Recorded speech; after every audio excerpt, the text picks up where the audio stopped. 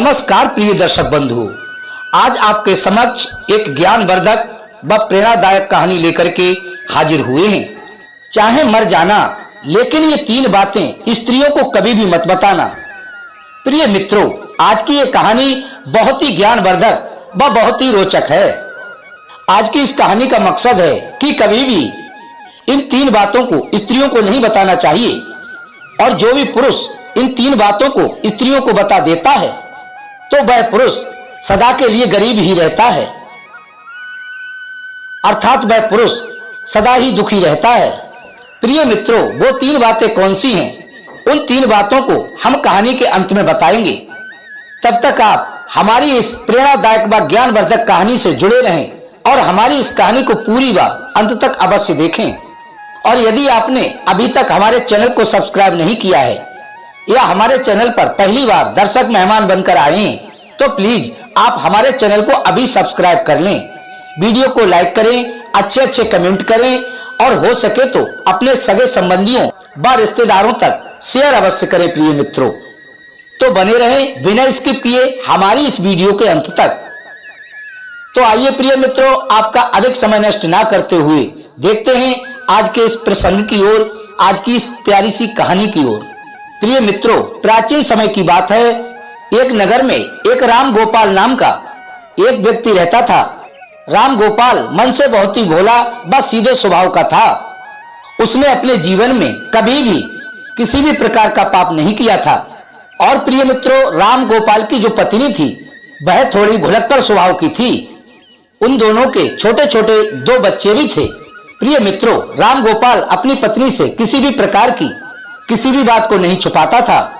और प्रिय मित्रों, वह राम गोपाल अपने घर में मात्र अकेला ही कमाने वाला था। दोस्तों, जिस नगर में राम गोपाल रहा करता था, उस नगर में सबसे गरीब वो राम गोपाल ही था। उसके अलावा उसके समान पूरे नगर में कोई भी गरीब नहीं था। प्रिय दर्शक बंधुओं, इसलिए हर कोई राम गोपाल की पत्नी का और राम गोपाल का गरीब होने के कारण उन दोनों की मजाक उड़ाया करते थे। प्रिय दर्शक बंधुओं, राम गोपाल अपने ही गांव में जो बड़े बड़े सेठ थे उनके यहाँ मेहनत मजदूरी किया करता था और उनकी गाय व भैंसों को चराता था। और इसी वजह से राम गोपाल के घर का सारा खर्चा चलता था, अर्थात उसके परिवार के लिए 2 समय का भोजन नसीब होता था। प्रिय दर्शक बंधुओं, एक समय की बात है, किसी कारणवश राम गोपाल जिस सेठ के यहाँ काम किया करता था, वह सेठ राम गोपाल को बुलाता है और राम गोपाल से कहता है कि राम गोपाल, अब तुम्हें कल से आने की हमारे यहाँ कोई भी आवश्यकता नहीं है, क्योंकि अब हमने तुम्हारे स्थान पर किसी दूसरे को काम पर रख लिया है, जिसकी वजह से अब हम तुम्हें अपने यहाँ नहीं रख सकते हैं और तुम्हारे पिछले महीने की जो तनख्वाह है उसे आप ले जा सकते हो और यहाँ से तुम जा सकते हो। प्रिय मित्रों, इसके बाद में राम गोपाल जिस सेठ के यहाँ काम करता था, उस दिन अपने पिछले महीने की तनख्वाह लेकर अपने घर वापस आ जाता है। लेकिन प्रिय मित्रों, राम गोपाल मन ही मन बहुत ही दुखी होता है और फिर घर आकर राम गोपाल जैसे ही अपनी पत्नी को सेठ से प्राप्त हुई उस तनख्वाह को देता है, तो राम गोपाल की पत्नी अत्यंत प्रसन्न होती है। परंतु उसके बाद में राम गोपाल जब अपनी उस भुलक्कड़ पत्नी को बताता है कि मुझे सेठ ने काम पर रखने से मना कर दिया है, अर्थात मेरी नौकरी छूट गई है, अब कल के बाद मैं कहीं नहीं जाऊंगा। प्रिय मित्रों, अब राम गोपाल घर में ही रहकर छोटा मोटा अपना काम करता है, क्योंकि प्रिय मित्रों, कई जगह हाथ पैर मारने के बाद राम गोपाल को कहीं भी काम नहीं मिला था और अब घर पर रहकर ही वह अपना जीवन व्यतीत कर रहा था। प्रिय मित्रों, इस प्रकार देखते ही देखते कई दिन व्यतीत हो गए, परंतु उस राम गोपाल को फिर भी कहीं पर भी काम नहीं मिला और घर में रखे हुए जो पैसे थे वो भी धीरे धीरे खर्च हो गए थे। प्रिय मित्रों, अब तो राम गोपाल अपने मन में विचार करने लगता है कि अब हमारे घर का गुजारा कैसे चलेगा, अर्थात मैं अपने बच्चों का भरण पोषण कैसे करूंगा। अपने घर में मात्र मैं ही तो एक कमाने वाला हूँ, इसलिए मुझे कुछ ना कुछ तो अवश्य ही करना होगा, वरना इस प्रकार तो हम भूखे मर जाएंगे। प्रिय मित्रों, इस प्रकार देखते ही देखते कई दिन व्यतीत हो गए और फिर एक दिन ऐसा समय आ जाता है जब राम गोपाल के घर में खाने के लाले पड़ने लगते हैं अर्थात घर में खाने के लिए एक भी दाना नहीं बचता है, तब प्रिय मित्रों वह राम गोपाल बहुत ज्यादा उदास हो जाता है और मन ही मन अपने आप को कोसने लगता है। और एक रात तो प्रिय मित्रों राम गोपाल व उसकी पत्नी और बच्चों के लिए भूखे ही सोना पड़ा। और फिर दूसरे दिन जैसे ही सवेरा हुआ तो राम गोपाल अपने घर से थोड़ी ही दूर एक जंगल में जाता है और लकड़ी काटने के लिए अपने साथ एक कुल्हाड़ी ले जाता है।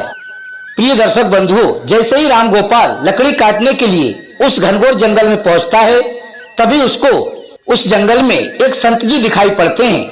तभी प्रिय दर्शक बंधुओं वह राम गोपाल उन संत जी को देख करके उनके समीप जाता है और जैसे ही राम गोपाल उन संत जी के पास पहुंचता है तो वो अपनी आंखें खोल लेते हैं और राम गोपाल उन विद्वान संत के लिए हाथ जोड़कर प्रणाम करता है और प्रणाम करने के बाद में उनके चरणों में गिर जाता है और कहता है कि हे महाराज, मेरे घर में खाने पीने के लिए एक भी दाना नहीं है, मेरे बीवी और बच्चे भूखों मर रहे हैं।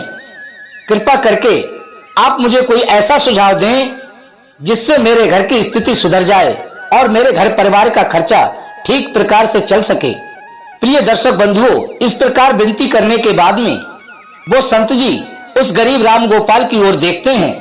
प्रिय दर्शक बंधुओं, जैसे ही वो संत जी अपनी अंतर्दृष्टि से राम गोपाल की ओर देखते हैं तो उन्हें ज्ञात होता है कि राम गोपाल तो बहुत ही सज्जन व्यक्ति है और निष्पाप भी है, अर्थात इसने अपने जीवन में आज तक कोई भी पाप नहीं किया है और बहुत ही सीधे स्वभाव का है। प्रिय दर्शक बंधुओं, उन संत जी ने जैसे ही अपनी अंतर्दृष्टि से उस राम गोपाल के चरित्र के बारे में जाना, तब वो विद्वान साधु राम गोपाल से कहने लगते हैं कि हे बेटा, आज मैं तुम्हें एक ऐसे पेड़ के बारे में बताने वाला हूं, यदि उस पेड़ के नजदीक जाकर तुम प्रार्थना करोगे और जो भी मांगोगे तो वो पेड़ तुमको वो सारी वस्तुएं अवश्य ही प्रदान करेगा जिनकी तुम इच्छा करोगे।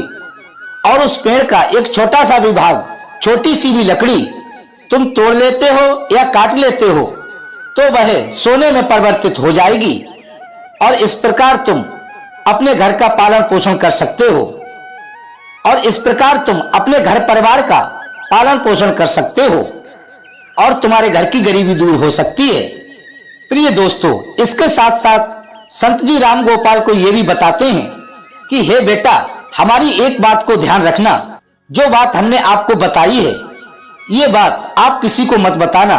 यदि आप ये बात किसी को बताते हैं तो उस दिन के बाद से ही वह पेड़ किसी भी प्रकार की कोई भी वस्तु तुम्हें प्रदान नहीं करेगा और अपने द्वारा दिए जाने वाली वस्तुओं को आपको देना बंद कर देगा। प्रिय दर्शक बंधुओं, इसके बाद वह सीधा साधा राम गोपाल उस वृक्ष के नीचे जाता है। प्रिय दर्शक बंधुओं, इसके बाद राम गोपाल उन संत जी के बताए हुए वृक्ष के नीचे जाता है और पेड़ के नजदीक जाकर राम गोपाल को अपने बीवी और बच्चों की याद आ गई। और जैसे ही राम गोपाल को अपनी पत्नी और बच्चे की याद आती है तो वह उस वृक्ष से मात्र एक बोरी चावल और गेहूं मांगता है। प्रिय मित्रों, जैसे ही राम गोपाल ने हाथ जोड़कर प्रार्थना की और अपनी इच्छा जाहिर की, वैसे ही उसके समक्ष एक बोरी चावल और एक बोरी गेहूं आ जाते हैं। प्रिय मित्रों, अब राम गोपाल उन चावल व गेहूं को लेकर अपने घर पहुंचता है और अपनी पत्नी से कहता है कि हे प्रिय, आप भोजन बनाइए, 2 दिन भूखे हो गए हैं, कम से कम पेट भर के भोजन तो कर लूं। और पूरे परिवार के साथ बैठकर वह भरपेट भोजन करता है। लेकिन प्रिय मित्रों, राम गोपाल उस दिन अपनी पत्नी को यह नहीं बताता है कि चावल और गेहूं कहां से लाया हूं। प्रिय दर्शक बंधुओं, जैसे ही दूसरा दिन आता है तभी राम गोपाल अपनी कुल्हाड़ी उठाता है और उसी जंगल की ओर चल देता है। और चलते चलते प्रिय दर्शक बंधुओं, जैसे ही राम गोपाल उस वृक्ष के नीचे पहुंचता है तो वह अपने मन में इच्छा करता है कि हे वृक्ष देव, कि आप मुझे 5 सोने की मुद्रिकाएं प्रदान करें। और जैसे ही राम गोपाल अपनी इच्छा उस वृक्ष के सामने जाहिर करता है तो वह वृक्ष झट से राम गोपाल को 5 सोने की मुद्रिकाएं भेंट स्वरूप दे देता है। तो वह वृक्ष झट से 5 सोने की मुद्रिकाएं राम गोपाल को प्रदान कर देता है। प्रिय दर्शक बंधुओं, अब राम गोपाल उन 5 सोने की मुद्राओं को पाकर बहुत ही प्रसन्न होता है और खुश होता हुआ अपने घर की ओर चल देता है। प्रिय दर्शक बंधुओं, अब घर पहुंचकर वह राम गोपाल अपनी पत्नी को वो 5 सोने के सिक्के प्रदान करता है। तो राम गोपाल की पत्नी भी अत्यंत प्रसन्न होती है। तो राम गोपाल की पत्नी भी उन सोने के सिक्कों को देख के राम गोपाल की पत्नी भी उन सोने के सिक्कों को देखकर अत्यंत प्रसन्न होती है। प्रिय दर्शक बंधुओं, तभी उसकी पत्नी पूछती है कि हे स्वामी, आप ये 5 सोने के सिक्के कहां से लाए हो? ये तो बहुत कीमती हैं। तभी राम गोपाल अपनी पत्नी को वो सारी बातें बता देता है जो उसको साधु ने बताई थी। प्रिय दर्शक बंधुओं, तभी राम गोपाल वो सारी बातें अपनी पत्नी को बता देता है जो साधु महाराज ने उसको बताई थी, और जिस प्रकार वृक्ष उसको सारी चीजें प्रदान करता था। प्रिय दर्शक बंधुओं, और राम गोपाल को यह भी पता था कि उसकी पत्नी भुलक्कड़ स्वभाव की है। वो अपने घर की सारी बातें अपने पड़ोसियों को अवश्य ही बता देती है। प्रिय दर्शक बंधुओं, लेकिन वो सारी बातें भूलकर राम गोपाल खुशी में वो सारी बातें अपनी पत्नी को बता देता है जो उसके साथ जंगल में घटित होती थी। इस प्रकार प्रिय मित्रों, देखते ही देखते काफी समय व्यतीत हो गया। अब प्रतिदिन राम गोपाल जंगल में जाता और उस वृक्ष से 5 सोने के सिक्कों की इच्छा करता, और वो वृक्ष 5 सोने की मुद्राएं उसको प्रदान कर देता और वह घर आ जाता। अब तो प्रिय दर्शक बंधुओं, राम गोपाल का प्रतिदिन का नियम बन गया कि वह जंगल में जाता और वृक्ष से प्रार्थना करता कि हे वृक्ष देव, आप मुझे 5 सोने के सिक्के प्रदान करें। तो वह वृक्ष उस राम गोपाल को 5 सोने के सिक्के प्रदान करता और वह खुशी खुशी अपने घर चला आता था। प्रिय दर्शक बंधुओं, और एक दिन क्या होता है कि वह राम गोपाल उस वृक्ष से जाकर के एक दिन हजारों सोने के सिक्के मांग लेता है। प्रिय दर्शक बंधुओं, जैसे ही राम गोपाल अपनी इच्छा प्रकट करता है तो वह वृक्ष एक बोरी भरकर सोने के सिक्के उसके समक्ष रख देता है। प्रिय दर्शक बंधुओं, अब राम गोपाल उन एक बोरी सिक्कों को देखकर अत्यंत प्रसन्न होता है और उन सिक्कों को एक बैल पर लादकर अपने घर ले जाता है। प्रिय मित्रों, अब वह सोने के सिक्कों को पाकर और उस विद्वान संत का आशीर्वाद पाकर वह राम गोपाल देखते ही देखते बहुत बड़ा धनवान हो गया। अर्थात राम गोपाल के पास बहुत सारा धन एकत्रित हो गया और राम गोपाल जिस सेठ के यहाँ नौकरी किया करता था उस सेठ से भी ज्यादा बड़ा आदमी बन गया। प्रिय दर्शक बंधुओं, ये सब देखकर राम गोपाल के गांव वाले दंग रह गए और वह सभी अपने मन में सोचने लगे कि आखिर ये भुलक्कड़ स्वभाव का व्यक्ति राम गोपाल इतना धनवान कैसे हो रहा है, इतना धन इसे कहां से प्राप्त हो रहा है, जो कि ये देखते ही देखते इतना बड़ा आदमी बन गया। प्रिय मित्रों, यदि राम गोपाल से कोई भी व्यक्ति इसके बारे में पूछता कि आखिर तुम ऐसा कौन सा कार्य कर रहे हो जो कि इतने कम समय में तुम इतने धनवान हो गए हो, तो राम गोपाल किसी को भी सच नहीं बताता था, क्योंकि राम गोपाल को उस विद्वान साधु ने ये सब बताने के लिए मना कर दिया था। अब प्रिय दर्शक बंधुओं, जब राम गोपाल से इस बात का कोई भी पता ना चला तो उसके अड़ोसी पड़ोसी राम गोपाल की पत्नी के पास जाकर ये सारी बातें पूछने की कोशिश करते हैं। तो प्रिय मित्रों, आपको तो पता ही है कि राम गोपाल की जो पत्नी थी वो बहुत ही भुलक्कड़ स्वभाव की थी और बहुत ही सीधी सादी थी। उसके पेट में कोई भी बात नहीं रुकती थी, क्योंकि वो अपनी तरह ही सबको सीधा साधा ही समझती थी। अब प्रिय मित्रों, क्या होता है, जब पड़ोसियों को राम गोपाल से कोई भी बात नहीं मिली तो उसकी पत्नी से पूछने लगते हैं। तो राम गोपाल की पत्नी अपने स्वभाव के हिसाब से सारी बातें उन पड़ोसियों को बता देती है कि आखिर मेरा पति कहां से धन प्राप्त करके लाता है। अब प्रिय दर्शक बंधुओं, क्या होता है, जब उसकी पत्नी अपने पड़ोसियों को राम गोपाल द्वारा बताई हुई सारी बातें बता देती है तो इसके बाद राम गोपाल दोबारा जब धन लेने के लिए उस वृक्ष के पास जाता है तो वह वृक्ष राम गोपाल को धन प्रदान नहीं करता है। राम गोपाल कई बार उस वृक्ष से प्रार्थना करता है, लेकिन वह वृक्ष कोई भी उसकी प्रार्थना नहीं सुनता है और ना ही उसे धन देता है। अब प्रिय दर्शक बंधुओं, निराश होकर राम गोपाल अपने घर वापस आ जाता है और इस बात के बारे में अधिक विचार नहीं करता है। मगर प्रिय मित्रों, जब राम गोपाल दूसरे दिन पुनः उस वृक्ष के पास पहुंचता है और वृक्ष से प्रार्थना करता है, तो उस दिन भी वो वृक्ष राम गोपाल को कुछ भी नहीं देता है। अब राम गोपाल बहुत ही उदास हो जाता है और उदास मन से अपने घर चला आता है। प्रिय मित्रों, तब राम गोपाल अपने घर आकर अपनी पत्नी से कहता है कि भाग्यवान, आज मैं उस वृक्ष के पास गया था, लेकिन जब आज मैंने वृक्ष से धन मांगा तो मुझे उस वृक्ष ने कुछ भी नहीं दिया। कहीं तुमने उस वृक्ष के बारे में किसी को कुछ बताया तो नहीं है? प्रिय दर्शक बंधुओं, जैसे ही राम गोपाल अपनी पत्नी से ये सारी बातें पूछता है तो उसकी पत्नी कहती है कि हे स्वामी, जब मुझसे गांव वाले व अड़ोसी पड़ोसियों ने पूछा कि इतना सारा धन तुम्हारे पास कहां से आ रहा है, तो मैंने उन सबको बता दिया। प्रिय दर्शकों, अपनी पत्नी के मुख से ये बात सुनकर राम गोपाल समझ जाता है कि हो ना हो ये सारी करतूत मेरी पत्नी की ही है। प्रिय दर्शक बंधुओं, इसके बाद में राम गोपाल अपनी पत्नी को बहुत ही डांटता है, उसे बहुत ही तगड़ी फटकार लगाता है। और प्रिय मित्रों, इसी प्रकार दिन व्यतीत होते रहते हैं और कई वर्षें बीत जाती हैं। तो प्रिय मित्रों, राम गोपाल के पास जो धन एकत्रित था वो धीरे धीरे सारा समाप्त होने लगता है और देखते ही देखते फिर से राम गोपाल की वही स्थिति आ जाती है कि राम गोपाल के घर में खाने के लिए दाना नहीं बचता है, खाने के लाले पड़ने लगते हैं। तो प्रिय दर्शकों, एक दिन जब फिर से राम गोपाल की पत्नी और राम गोपाल और उसके बच्चे रात को भूखे सोते हैं, तो राम गोपाल अपनी पत्नी को कोसने लगता है और अपने पत्नी से कहता है कि हे भुलक्कड़, ये सब तेरी करतूत की वजह से हो रहा है। अगर मैं उस वृक्ष का राज तुझे नहीं बताता तो आज हमें ये बुरे दिन देखने नहीं पड़ते। मगर प्रिय दर्शकों, कहते हैं कि अब पछताए क्या होते जब चिड़िया चुन गई खेत। लेकिन प्रिय दर्शक बंधुओं, अब कोसने से और समझाने से क्या होता है, अब तो बहुत देरी हो चुकी थी। प्रिय दर्शक बंधुओं, एक दिन राम गोपाल क्या करता है, उन संत जी को ढूंढने के लिए फिर से उसी घनघोर जंगल में चल देता है और इस प्रकार पूरे जंगल को खंगाल लेता है, मगर उसे वो विद्वान संत कहीं भी नजर नहीं आते हैं।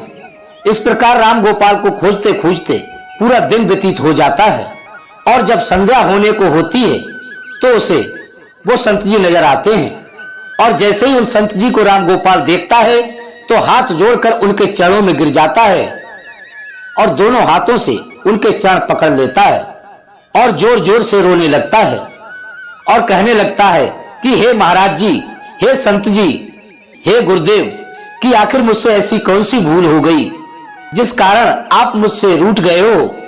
आप ही मेरे दाता हो, आप ही मेरे विधाता हो, इसलिए हे विधाता, आप मेरी इस भूल को क्षमा करें और जो भी मुझसे गलती बनी है उसे आप माफ कर दीजिए, जो कि मेरी एक भूल के कारण आज मेरे बीवी बच्चे भूखे सो रहे हैं, मेरी संतान भूखी मर रही है, इसलिए हे गुरुदेव, आप मेरी सहायता करें।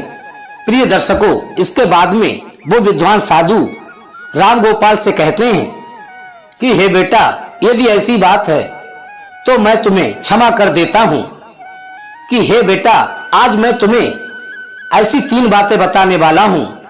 ये 3 बातें कभी भी किसी भी पुरुष के लिए अपनी पत्नियों को नहीं बतानी चाहिए।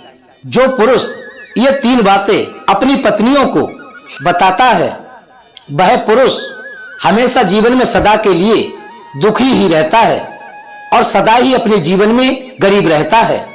प्रिय दर्शकों, इसके बाद में वो विद्वान संत कहते हैं कि राम गोपाल, यदि इन 3 बातों को आज से ही तुम अपने जीवन में उतार लोगे, अर्थात इन पर अमल कर लोगे, तो फिर से तुम्हारे अच्छे दिन लौट आएंगे और फिर से तुम्हारे पास उसी प्रकार धन आने लगेगा जिस प्रकार तुम्हारे पास पहले आता था। तो प्रिय दर्शक बंधुओं, वो संत जी राम गोपाल को पहली बात समझाते हुए कहते हैं कि सुनो बेटा, कभी भी किसी भी पुरुष को अपनी पत्नी को अपनी कमाई का जरिया नहीं बताना चाहिए, क्योंकि यदि आप अपनी पत्नी को कमाई का जरिया बता देते हैं और अपनी कमाई के बारे में सारी बातें बता देते हैं तो वह उस कमाए हुए धन को खर्च करने पर रोक लगा देती है, अर्थात उस धन को बिल्कुल भी खर्च नहीं करने देती है और साथ ही उस कमाई के जरिए के बारे में पूरे गांव में ढिंढोरा पीट देगी और अपनी तारीफ समझकर सेखी बघारने लगती है और जिसमें मानहानि एक पुरुष की ही होती है। प्रिय दर्शकों, जिस प्रकार से राम गोपाल की पत्नी ने अपने पड़ोसियों को कमाई का जरिया बताया था, ठीक उसी प्रकार किसी भी पुरुष को अपनी कमाई का जरिया और अपनी कमाई के बारे में कभी भी अपनी पत्नियों को नहीं बताना चाहिए। प्रिय मित्रों, दूसरी बात वो संत जी बताते हैं कि किसी भी पुरुष को अपनी पत्नी को अपनी कमजोरी नहीं बतानी चाहिए, क्योंकि जो पुरुष अपनी पत्नी को अपनी कमजोरी बताते हैं तो वह खुद फंस जाता है और उसको उस कमजोरी का हवाला देकर उसकी पत्नी बार बार नीचा दिखाने की कोशिश करती है और प्रिय मित्रों, अपना काम बनवाने के लिए उस कमजोरी को पकड़कर आपको दबाने की कोशिश करेगी। और अगर आप अपनी कमजोरी अपनी पत्नी को बता देते हैं तो आप पूरे जीवन भर पछताते ही रहोगे। इसलिए कभी भी कुछ भी हो जाए, लेकिन अपनी कमजोरी अपनी पत्नी को कभी भी नहीं बतानी चाहिए। गोपाल को समझाते हुए वो संत जी कहते हैं, बेटा नंबर 3, तीसरी बात यह है कि किसी भी पुरुष को अपनी पत्नी को अपने जीवन में हुए अपमान के बारे में कभी भी नहीं बताना चाहिए। अर्थात जो पुरुष अपनी पत्नी को अपने अपमान के बारे में बताता है तो उसकी पत्नी बात बात पर छोटे छोटे झगड़े होने पर आपके उस अपमान के बारे में बोलकर आप पर अपनी तीखी वाणी के बाण चलाएगी, आप पर अपने कटु वचनों का प्रहार करेगी और आपको मजबूर करेगी और बार बार उस अपमान की याद दिलाएगी। क्योंकि स्त्रियां धर्म और कर्म से बंधी हुई होती हैं और प्रिय मित्रों, कुछ स्त्रियां ऐसी होती हैं वो चाहे मर जाएं, लेकिन उनकी जो मन में बात होती है या उनके कान में जो बात पड़ जाती है वो किसी को भी नहीं बताती हैं। लेकिन कुछ स्त्रियां ऐसी होती हैं, दूसरों की बातों को सुनकर उनके पेट में वो बात नहीं रुकती है और दूसरों को बता देती हैं। यदि आपकी पत्नी बात हजम करने वाली है, धैर्यवान है, तो आप उसको ये बातें बता सकते हैं। और यदि आपकी पत्नी मुंह फट है, अपने घर की सारी बातें सभी को बता देती है, तो ये बातें कभी भी अपनी पत्नी को नहीं बताना चाहिए। क्योंकि कुछ स्त्रियां ऐसी होती हैं, यदि उन्होंने कोई बात सुन ली और वो बात जाकर के उन्होंने किसी से यदि कही नहीं तो उनकी रोटी ही हजम नहीं होती है प्रिय मित्रों। और उन्होंने अपने घर की बात किसी से कही तो उसमें आपकी 100% मानहानि होती है। इसलिए प्रिय दर्शक बंधुओं, ये 3 बातें कभी भी अपनी स्त्रियों को नहीं बताना चाहिए। तो दोस्तों, इसी प्रकार वो विद्वान संत राम गोपाल को ये 3 बातें बताते हैं और राम गोपाल उन संत के द्वारा बताई गई इन 3 बातों पर अमल करता है और उसके बाद में अपने घर जाता है और घर पहुंचकर इन 3 बातों को अपने जीवन में उतार लेता है और जीवन भर अमल करता है। प्रिय दर्शक बंधुओं, फिर क्या होता है, देखते ही देखते पुनः राम गोपाल के वही अच्छे दिन आने लगते हैं। मगर उसके बाद से उस विद्वान संत द्वारा कही हुई उन 3 बातों पर अमल करने लगता है। ये थी प्रिय दर्शक बंधुओं आज की हमारी ये कहानी। तो कैसी लगी कमेंट के माध्यम से अवश्य बताएं। वीडियो को लाइक करें, अधिक से अधिक सगे संबंधियों तक शेयर अवश्य करें। यदि आपने हमारे चैनल को सब्सक्राइब नहीं किया है तो प्लीज चैनल को सब्सक्राइब अवश्य कर लें। इसी के साथ प्रिय दर्शक बंधुओं, राधे राधे, जय श्री कृष्णा।